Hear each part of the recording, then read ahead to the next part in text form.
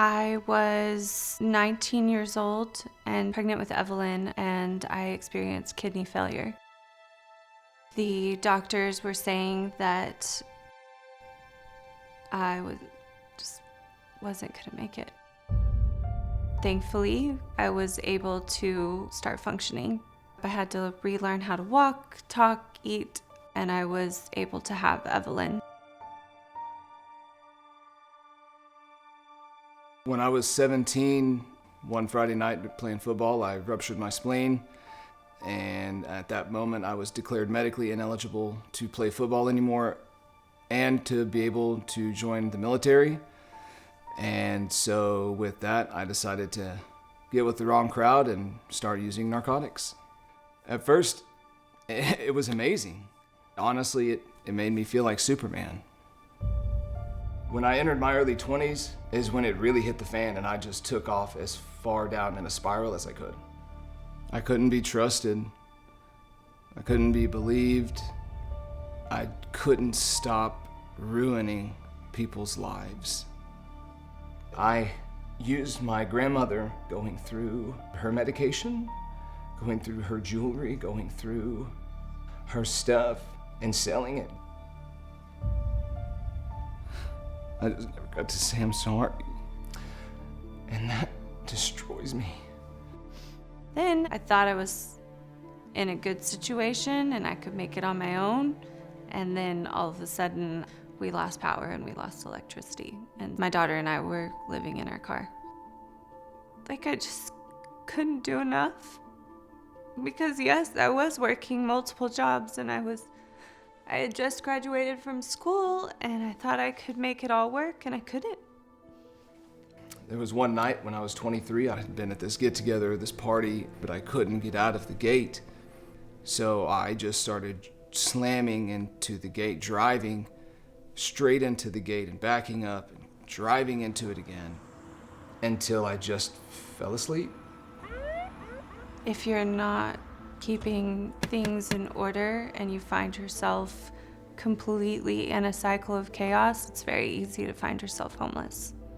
I got arrested because of a warrant that I had, and they towed the car, but as we were sitting in his vehicle, he spent some time talking to me about my life, that there had to be something better than this. I had given up, I had been defeated by myself. And this man taking the time to speak to me, a man who felt like he could make a difference, that helped me sit up, take him seriously, and say, okay. When I was released with a dead phone, I only had one option really, and that was to start walking.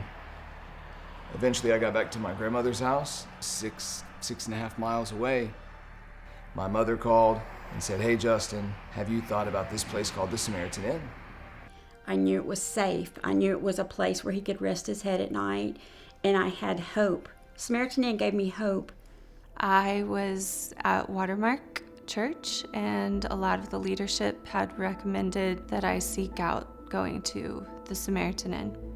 I made the call to the Samaritan Inn and asked if they had availability, and they said they would have a room open Monday morning, but it's first come, first serve, and to get there as early as possible. And somehow I got the room. Evelyn had just turned 7, and when I walked through the doors, I felt like a huge weight was lifted off of me. I was terrified because I had no idea what my future was going to look like. But I just had a sense of peace. That's where I needed to be. There was a sense of safety. There was a sense of being able to have security. There was consistency in my life, and structure in my life, and discipline in my life, and all those things that I needed to help be a single mom attempting to make it on my own.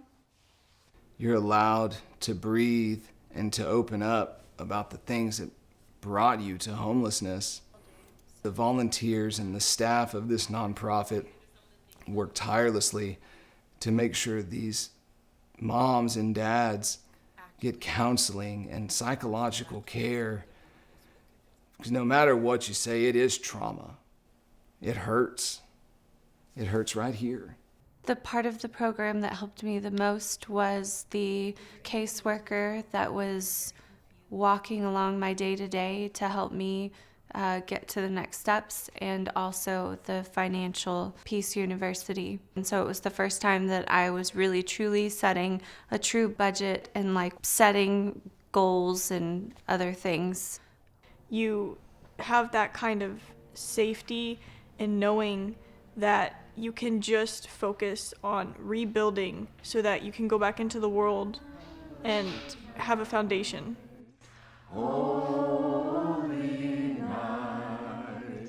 Christmas that year at the Inn was amazing.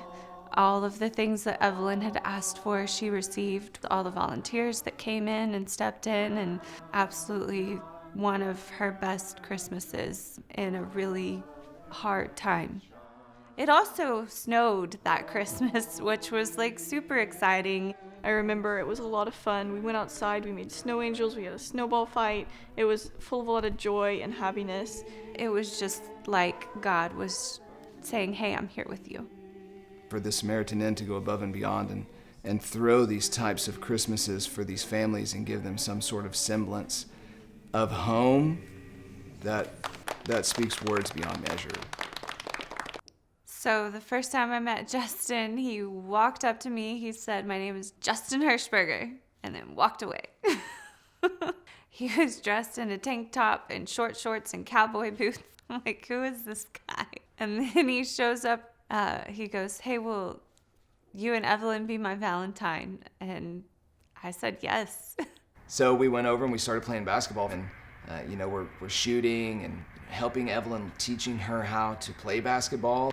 I could kind of shoot, like granny shot, or just like throw the ball up, but I could never get it into the hoop because I was really short. So he ended up lifting me up onto the hoop where I could grab onto it and I could dunk, and it was a lot of fun.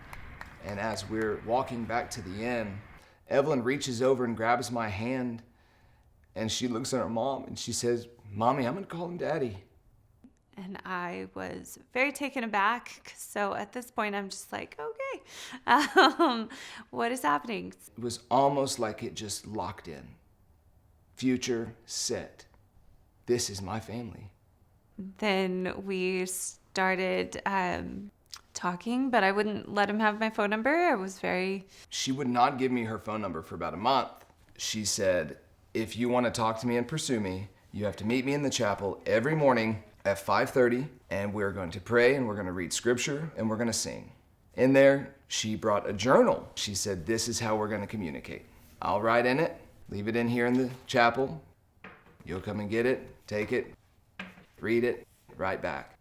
One part in there, he's like, hey, so can you like talk about yourself a little bit instead of just about scriptures? And I believe I was drawn to Dawn by not only her just exotic beauty, but secondarily because she was very strict, to the point, and she was on a mission.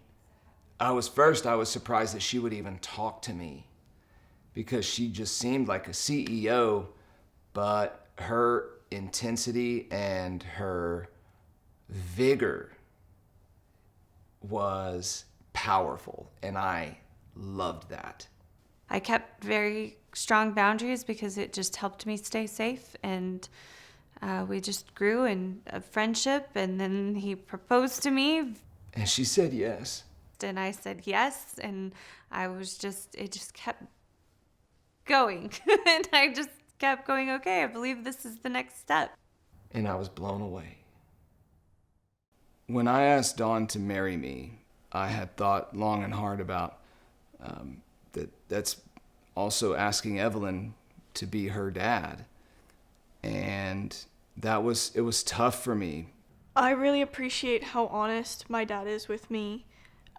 He's never gonna sugarcoat things or lie to me. He's always gonna keep it real for me, and I wasn't a prototypical father. I was a kid.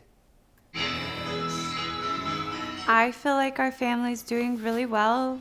Evelyn's doing amazing. She's top of her class. My mom, she is the strongest woman I know. She is my biggest inspiration because I don't think you find many people like her who are just that strong. They go through absolute hell, but they come back and they shine brighter.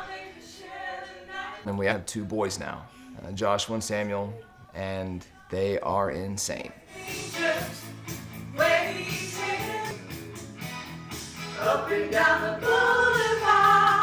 I'm alive because of the Samaritan Inn. Those moments and those gifts and those lessons will be with you for life.